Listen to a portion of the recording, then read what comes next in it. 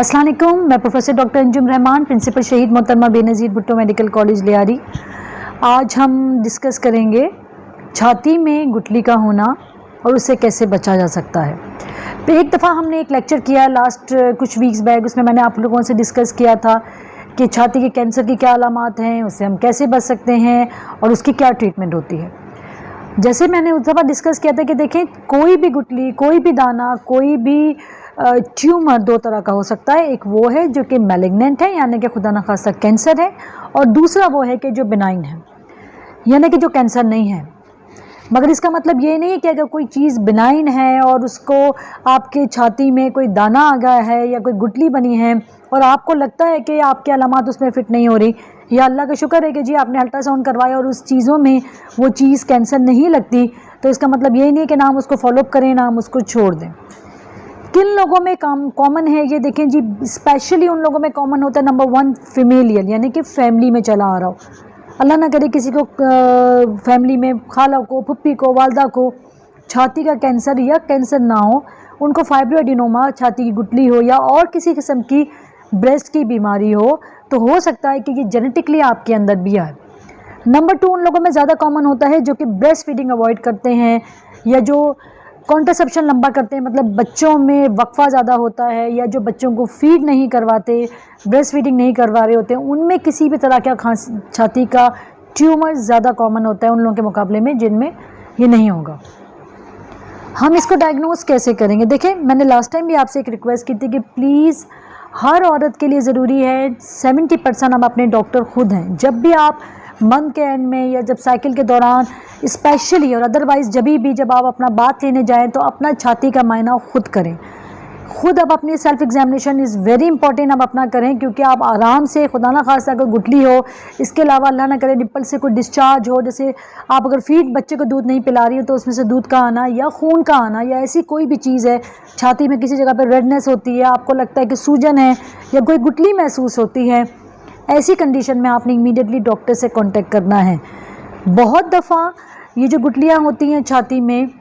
जैसे मैंने last time discuss किया था कि जो कैंसर इवन जो होता है वो जब डायग्नोस होता है जब डिलेड हो जाए। तो अगर आप खुद अपना मैनुअल एग्जामिनेशन करेंगे हर मंथ, तो आपको अल्लाह ना करे अगर कोई छोटा सा भी दाना होगा तो आप उसको टाइमली डायग्नोस कर पाएंगे। दूसरी बात ये थी कि जी अगर इसकी डायग्नोसिस में आपको छाती में स्पेशली वो लोग जिनको फैमिली हिस्ट्री है, अदरवाइज़ हर औरत को, रिप्रोडक्टिव एज की लड़की को और फीमेल को और ख़वातीन को चाहिए कि अपने छाती का मायना प्लीज़ खुद करें। इसके साथ मैंने आपको बताया कि कोई डिस्चार्ज हो तो उसको भी स्पेसिफिकली आप देखें। हम इसकी अगर आपको लगता है कि जी खुदा न खास्ता आपकी छाती में कोई ऐसे दाना है या कोई ऐसी प्रॉब्लम है, एक सिंपल अल्ट्रासाउंड से आपकी डायग्नोसिस बहुत ईजिली हो सकती है।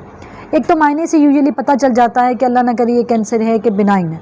दूसरा, हम एक अल्ट्रासाउंड करते हैं और अल्ट्रासाउंड में जो उसकी शक्ल होती है उससे हमें बहुत हद तक आइडिया हो जाता है कि ये मैलिग्नेंट है, ये खुदा न खास्ता ये कैंसर है, क्या ये बिनाइन है। उसके बाद भी अगर आप बहुत दफ़ा ऐसा लगता है कि जी हमें लगे कि इसमें हम डिफ्रेंशिएट नहीं कर पा रहे, तो हम इसकी सिंपल बायोप्सी करते हैं, जिसको हम जो ड्रुकर भी हो सकती है, जो FNAC भी हो सकती है, बहुत सारी तरह की बायोप्सी है। बायोप्सी से हमें ये एक्सक्लूड करना है कि अल्लाह ना करे इसमें कोई ऐसी चीज़ तो नहीं है, कोई ऐसी जरासीम तो नहीं है जो कि कैंसर की तरफ पेशेंट को लेके जा रही हो, या कोई ऐसी चीज़ तो नहीं है जो प्री कैंसरस है, मतलब कि हो सकता है अल्लाह ना करे अगर हम इसको छोड़ेंगे तो ये कैंसर में चेंज हो सके। बिनाइन अगर बहुत छोटा सा है, बहुत बड़े साइज़ का नहीं है, जो कि मैलिग्नेंट नहीं है, तो हम उसको छोड़ के पेशेंट को फॉलोअप पे भी रख सकते हैं। मतलब हम आपको 3 मंथली, 6 मंथली या एनुअली बुलाएंगे, आपका खुद मायना करेंगे, आपको कहेंगे कि आप खुद इसका मायना करते रहें। अगर आपको किसी वक्त भी लगता है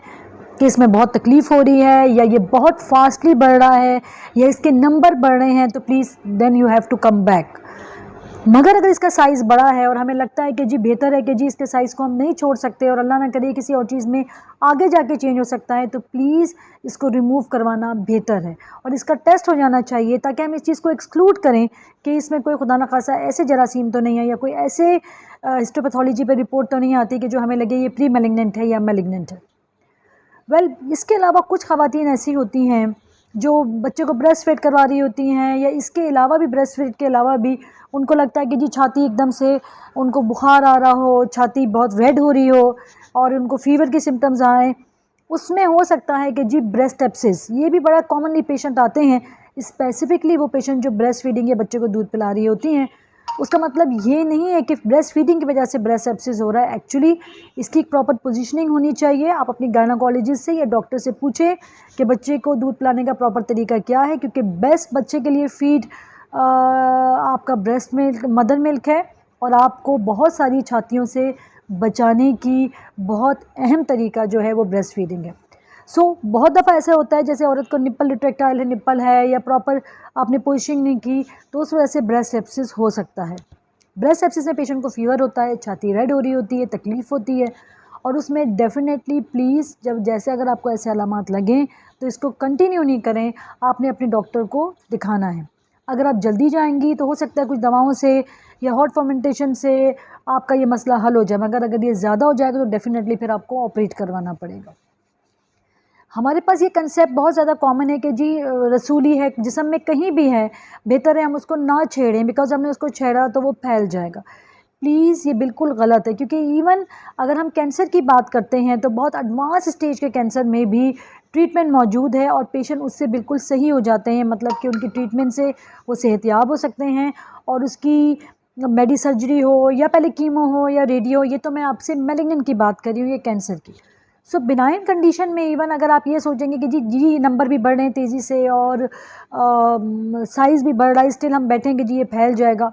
वो रखने से फैलेगा, वो निकालने से नहीं फैलेगा। सबसे इम्पॉर्टेंट बात तो ये कि बहुत सारे जो बिनाइन कंडीशन जो ब्रेस्ट की डिजीज़ है उसमें यूजुअली ऑपरेशन की ज़रूरत ही नहीं पड़ती है। आप सिंपल मेडिकेशन से या केयर से या आप अपने डॉक्टर से कंसल्ट करें, वो कुछ आपको ऐसी चीज़ें समझाएंगे जिससे आप इससे बच सकते हैं, या अगर हो भी गया तो उसका साइज़ नहीं बढ़ेगा या उसका नंबर नहीं बढ़ेगा। मगर कभी भी अगर आपको छाती में कोई दाना महसूस हो या बगल में कोई दाना महसूस हो छाती के साथ, प्लीज़ अपने डॉक्टर से कंसर्न करें, क्योंकि ये हमारी कम्युनिटी में ओवर द टाइम बहुत ज़्यादा फैल गई है। पहले हमारे पास जो पेशेंट ब्रेस्ट कैंसर के आते थे वो यूजुअली वो पेशेंट होते थे जो ओल्ड एज होते थे, मगर अब कुछ अरसे से बल्क वो पेशेंट का आ रहा है जो बहुत यंग पेशेंट हैं। इवन अनमैरिड लड़कियों को भी कैंसर ब्रेस्ट का हो रहा है। This is not good.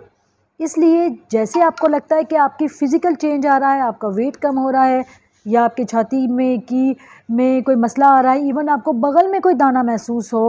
Please अपने डॉक्टर से कंसल्ट करें, अपना रेगुलर सेल्फ एग्जामिनेशन करें। एक सिंपल अल्ट्रासाउंड आपकी डायग्नोसिस कर सकता है, और ज़रूरी नहीं कि आपका एंड अप ऑपरेशन ही हो। मगर इवन अगर आपके डॉक्टर को लगता है कि बायोप्सी से या सर्जरी से हम इस चीज़ को तशख़ीस कर सकते हैं या आपकी जान बच सकती है, तो प्लीज़ गो अहेड।